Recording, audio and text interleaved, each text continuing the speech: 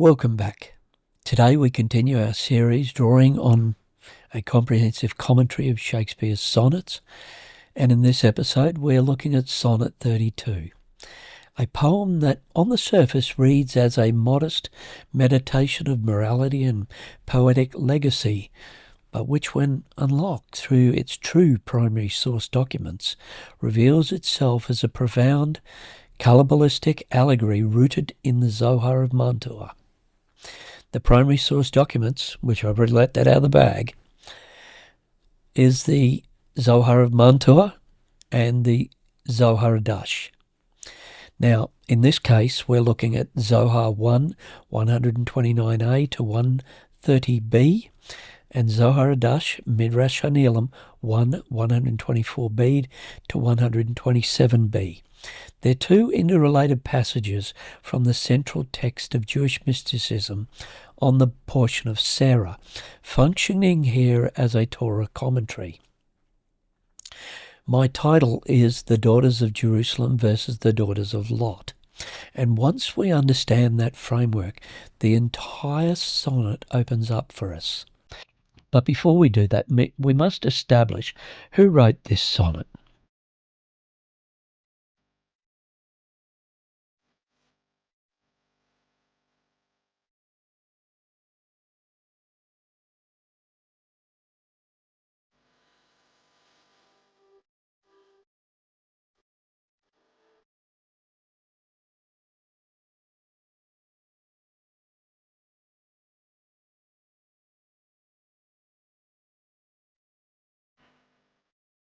The sonnets attributed to Shakespeare, Shake-speare, were not written by William Shakespeare of Stratford-upon-Avon.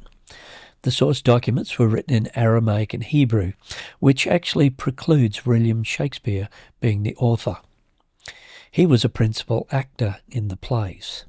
The Bassano family, they were the rabbinic family of Italy who came to England. Many of them did. The true author of the sonnets is Emilia Lanier, née Bassano, who was a poet and intellectual, one of the most formidable literary minds of Elizabethan and Jacobean period. Emilia Lanier's authorship is not merely a biographical reassignment, it is a hermeneutical key to the entire sonnet sequence. Emilia published Salve Deus Rex Judaeorum in 1611, a text that functions as a deliberate and coded key to the sonnets, one that she embedded with references to the very same Zoharic literature underpinning this sequence.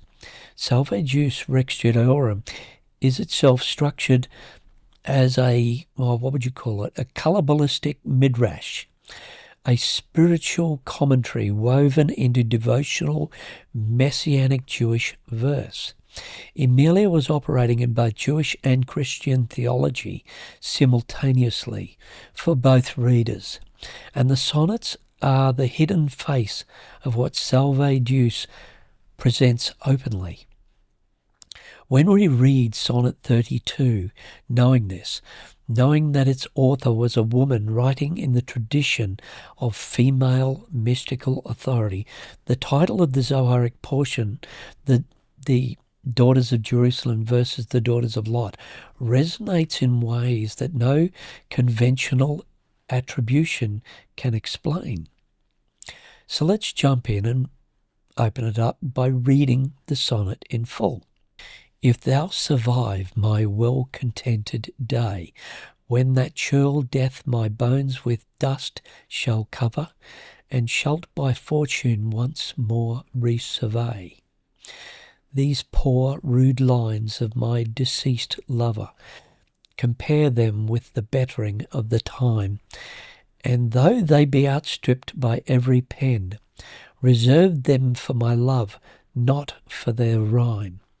Exceeded by the height of happier men, O then vouchsafe me but this loving thought, had my friend's muse grown with this growing age, a dearer birth than this his love had brought, to march in ranks of better equipage But since he died, and poets better prove, theirs for their style I'll read, his for his love.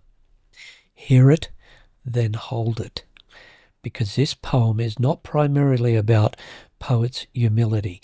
It is a coded engagement with questions of spiritual succession, hidden wisdom, and the contest between two kinds of feminine spiritual lineage, the daughters of Jerusalem and the daughters of Lot. Let's examine the first quatrain. Well, the first quatrain establishes what the Zohar describes as the spiritual condition of the daughters of Lot, those who would possess inherited proximity to wisdom but have arrived at it through morally and spiritually compromised means.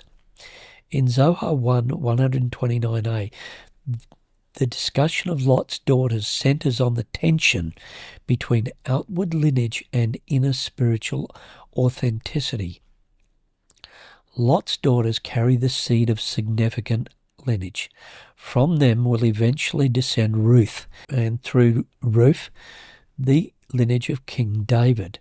Yet their act is one of concealment, of operating in the dark, or let me say, producing something of lasting worth through hidden, even transgressive means.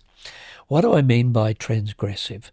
For those who know the story, Lot's daughters did not have husbands, and they did not find any suitable husbands. They took advantage of their father while he was drunk.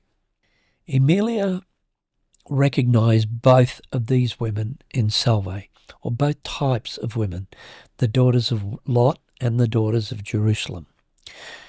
In Salve she writes, "Most blessed daughters of Jerusalem, who found such favour in your Saviour's sight." And of the daughters of Lot she described as poor women, seeing how much they did transgress. By tears, by sighs, by cries entreat, nay, prove what may be done amongst the thickest press. They labour still these tyrants' hearts to move, in pity and compassion to forbear. Now for the context in the Zohar.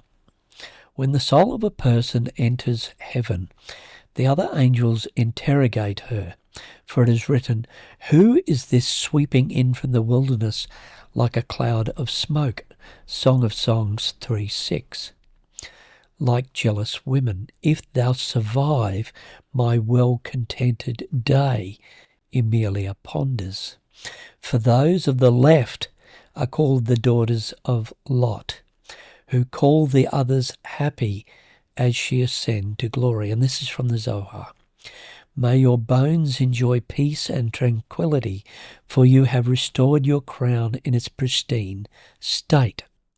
This is what Emilia meant by the verses, "When that churl death my bones with dust shall cover, and shalt by fortune once more resurvey."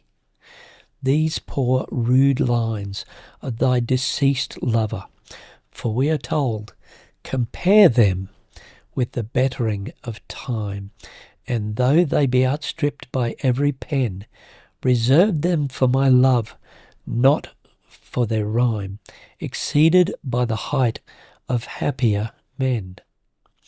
Emilia's discourse asks us to compare the two paths, that of the daughters of Jerusalem rising up to the seventh heaven to meet with their bridegroom, happier men, rather than being the daughters of Lot, discarded by the angels and dragged off to hell by Duma, only to be the pleasure of even more disgusting, evil, bastard men for all eternity.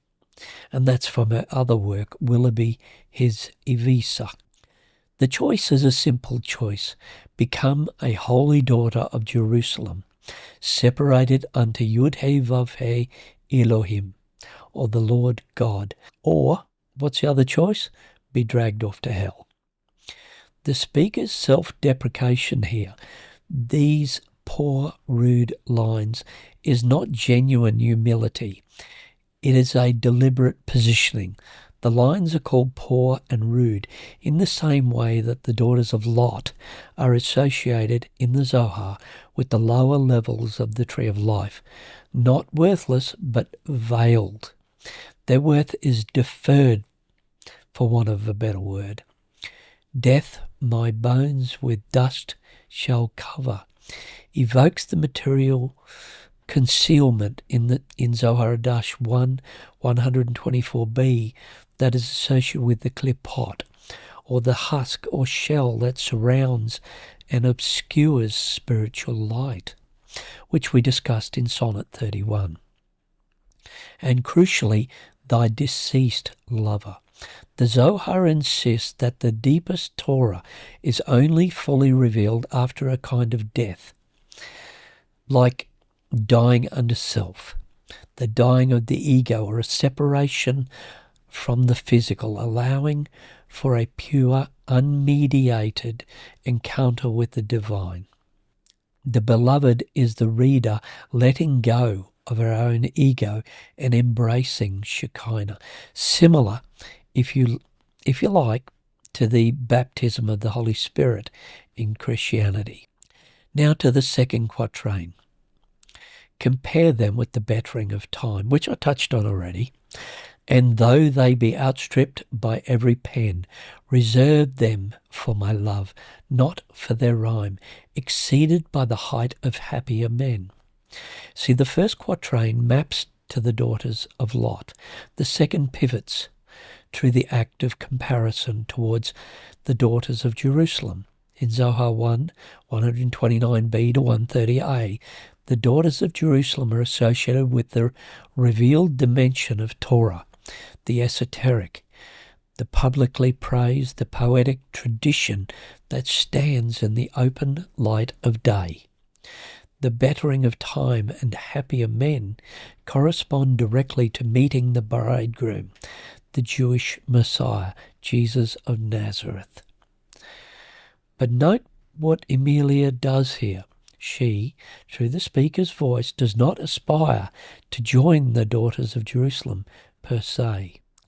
She says, reserve them for my love, not for their rhyme.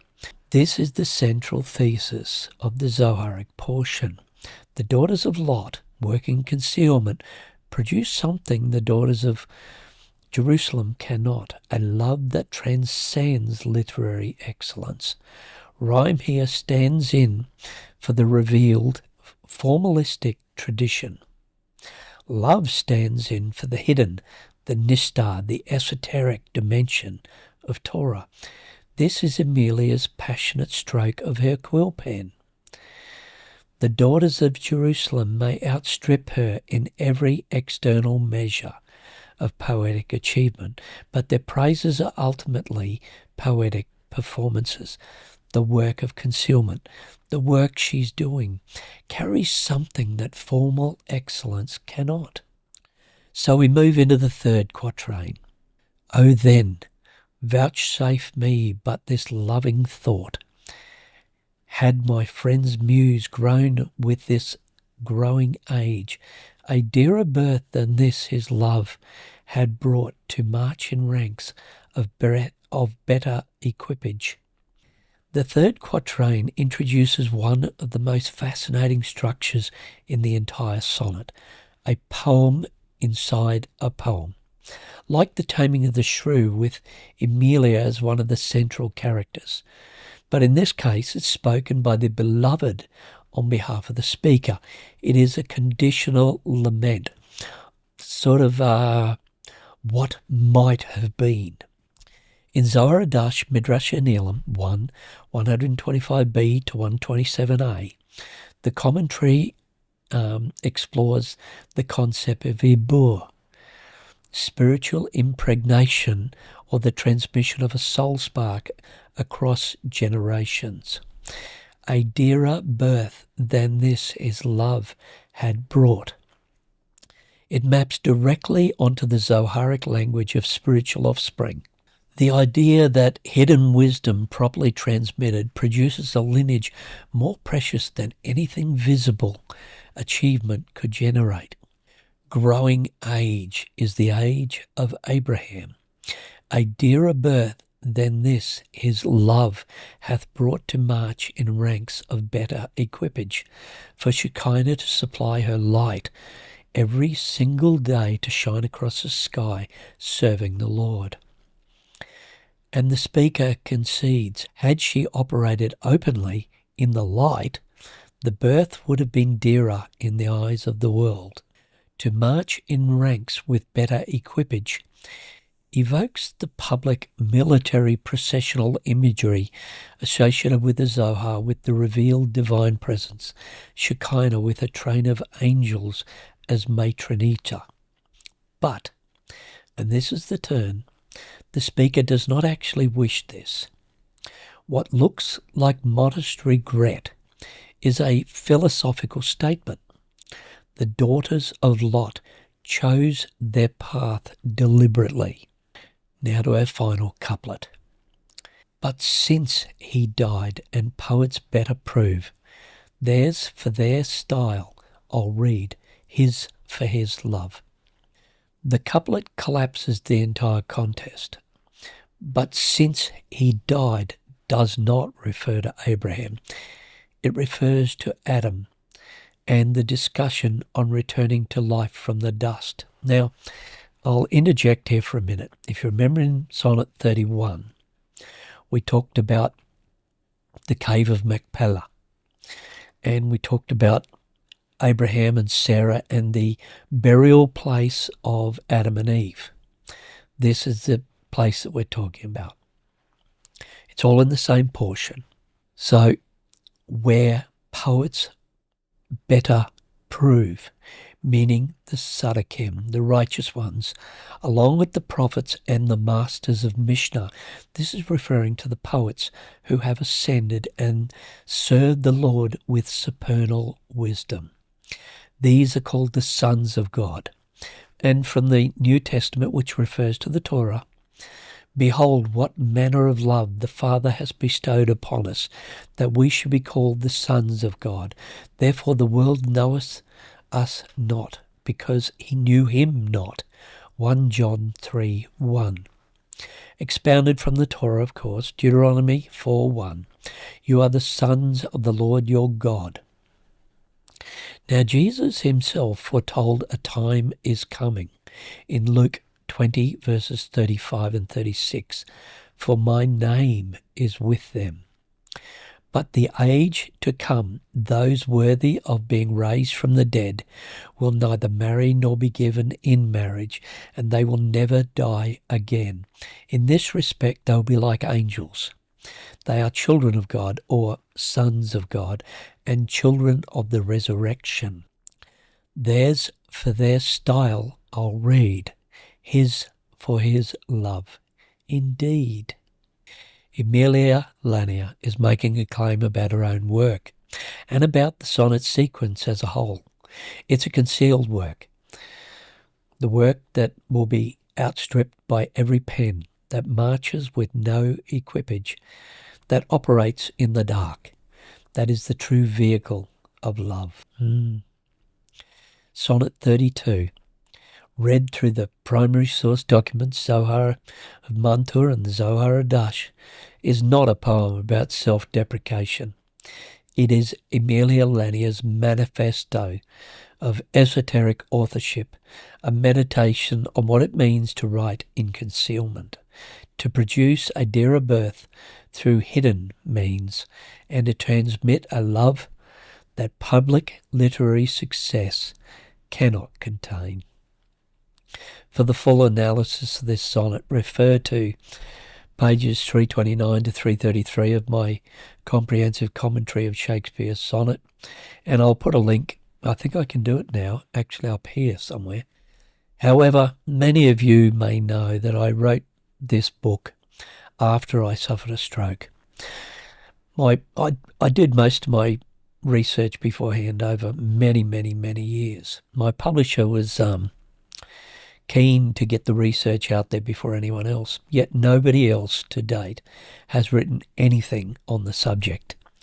And look, I'm still working on the balance of this academic work And anyone who has purchased the original volume, you can email me with the original edition, evidence of the original purchase, and I will put you on the list to receive a free PDF searchable edition of that volume once it is finished. Because I picked up a few mistakes while editing it, if I can, I'll release it in 2 volumes instead of 3, depending on the number of pages. I won't know until I'm finished, of course. So if you found this lecture useful, please subscribe, and we'll continue through the sonnets together. Our next episode will be on Sonnet 33 on Tikkun Olam, a wonderful Jewish concept, followed by, I think I'll do it, Sonnet 127. In the old age, black was not counted fair. I bid you adieu.